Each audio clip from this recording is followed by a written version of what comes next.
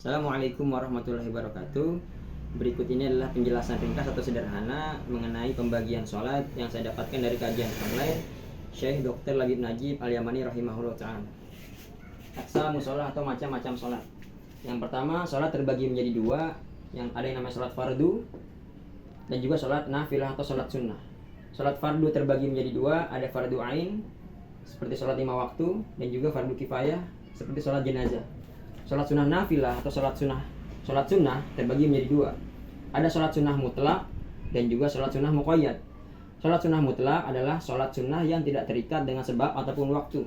Contohnya, seseorang ingin melaksanakan sholat dari pagi hingga menjelang waktu duhur, maka dia bisa dengan niat sholat sunnah mutlak. Yang kedua, sholat sunnah muqayyad.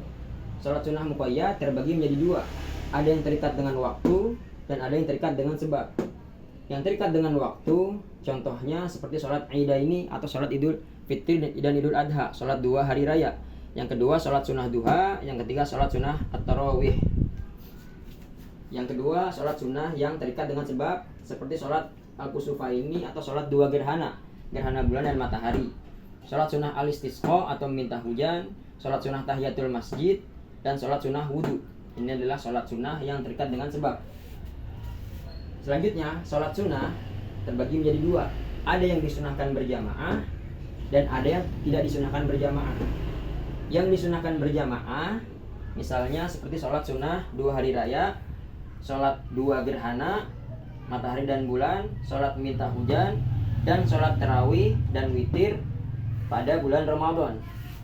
Dan sholat sunnah yang tidak disunahkan berjamaah terbagi menjadi dua, yaitu sholat sunnah yang terikat dengan sholat yang tidak terikat dengan sholat fardu, dan sholat sunnah yang terikat dengan sholat fardu.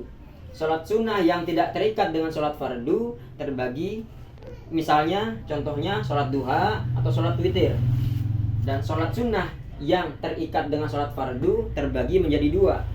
Ada yang sunnah muakkadah atau kesunahannya sangat ditekankan, dan ada juga sunnah ghairu muakkadah yang kesunahannya tidak ditekankan. Sholat sunnah muakkadah contohnya 2 rakaat sebelum subuh atau sebelum fajar, 2 rakaat sebelum duhur, 2 rakaat setelah duhur, 2 rakaat setelah maghrib, dan 2 rakaat setelah isya. Sholat sunnah yang terikat dengan sholat fardu yang ghairu muakkadah contohnya 2 rakaat tambahan sebelum duhur, 2 rakaat tambahan sebelum asar, 2 rakaat tambahan 2 rakaat sebelum maghrib, 2 rakaat sebelum asar. Ini maksudnya ba'da duhur ya. 2 rakaat tambahan ba'da duhur, 2 rakaat sebelum asar, 4 rakaat sebelum asar, dan 2 rakaat sebelum salat maghrib dan isya. Itu contoh sunnah ghairu muakkadah. Selanjutnya, sholat sunnah yang terikat dengan sebab itu terbagi menjadi 3. Ada yang sebabnya mendahului, ada yang sebabnya bersamaan dengan sholat, ada yang sebabnya diakhirkan dari sholat.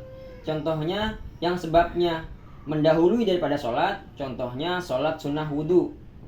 Dia wudhu dulu, setelah itu dia baru sholat. Yang kedua, sholat sunnah tahiyatul masjid. Dia masuk masjid dulu, setelah itu sholat 2 rakaat, sholat sunnah. Yang kedua, yang muqarin, sholat sunnah yang bersamaan dengan sebabnya. Contohnya, sholat sunnah 2 hari raya atau kusufain, gerhana bulan atau sholat sunnah 2 gerhana bulan atau gerhana matahari. Ini sholatnya berbarengan dengan sebabnya. Dan yang ketiga, muqayyad bisababin mutaakhirin, sholat sunnah muqayyad yang sebabnya diakhirkan. Contohnya, sholat sunnah istikharah. Dia sholat dulu baru kemudian berdoa pada Allah Subhanahu wa taala. Baik, demikian. Wassalamualaikum warahmatullahi wabarakatuh.